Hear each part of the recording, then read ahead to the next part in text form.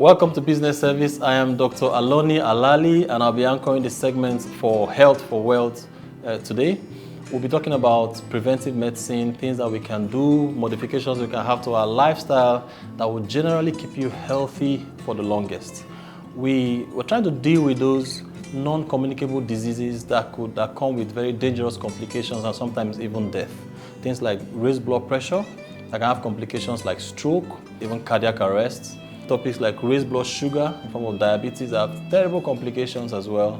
Chronic lung diseases and even some cancers, they're classified as non-communicable diseases, and they're also classified as lifestyle diseases because we found out that by modifying one or two things about your lifestyle, you could actually reduce the chances of having these conditions and then the complications that go with them.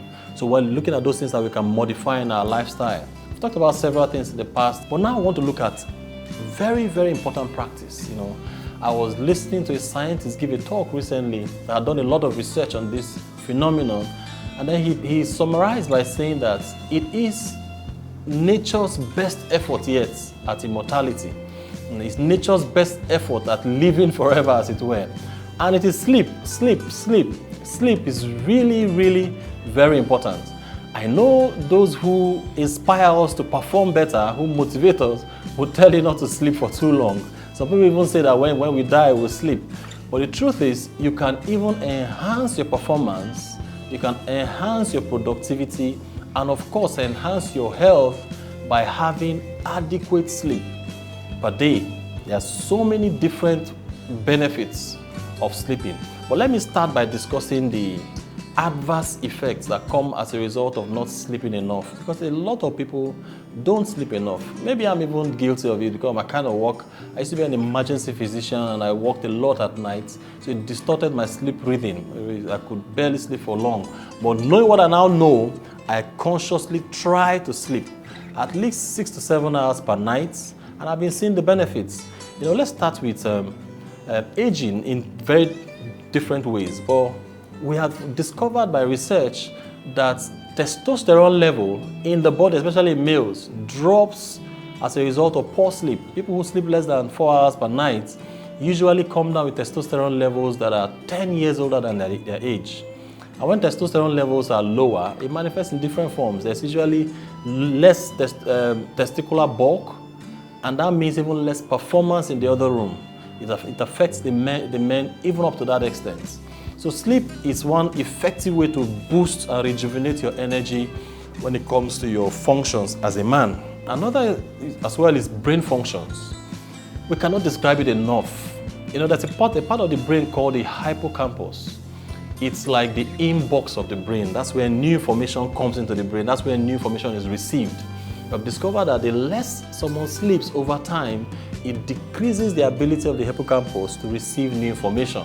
Information just bounces off. So the advice is that people are saying, it's also been demonstrated by research and knowledge that sleeping after learning is your way of pressing the save button. The things you've just learned actually sticks even more when you're able to rest.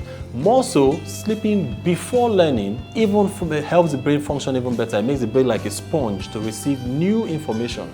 So for a businessman who needs to be intellectually sharp, taking decisions per time, you cannot underestimate sleep, because fatigue is one way that people really make poor decisions that can reflect even in their health. People make poor decisions about what they want to do with business, even more so about their health, their eating habits and choices. People who have picked up pace in trying to control a particular habit with eating, they usually relapse as a result of fatigue from poor sleep. So that's one other demerits of not having adequate sleep. And now your cardiovascular functions as well also is terribly affected when people don't sleep enough. Sometimes when we're even managing blood pressure, we encourage such clients to sleep. There are people who just sleeping enough would help to control the blood pressure. There are new people who you've just made a diagnosis of hypertension, and this is the first time you're diagnosing the person without even introducing any drug at all. Haven't taken care of other things like exercise and diet. If you recommend adequate sleep and they practice it, we realize that the blood pressure is controlled by even just that function. How about immunity? Immunity it's another very important aspect, because we've discovered that the more somebody is deprived of sleep, there's a group of cells that are called natural killer cells. They're like the SSS, the secret service of the body, because they go looking out for precancerous cells and then kill them even before they are formed. But the volume and capacity and functionality of those cells are reduced due to lack of sleep. Now, this is so bad that the World Health Organization they've classified every form of night shifts as a probable carcinogen. Because if you're taking so much night shift and you're not sleeping enough, your natural killer cells are depleted, your ability to ward off those dangerous cells that could eventually result in cancer is reduced. So sleep is important. It is important that we have adequate sleep. No matter your schedule, the kind of work that you do, if you prioritize it, we'll be intentional about it and we'll sleep enough. Now, how do we ensure that we sleep enough?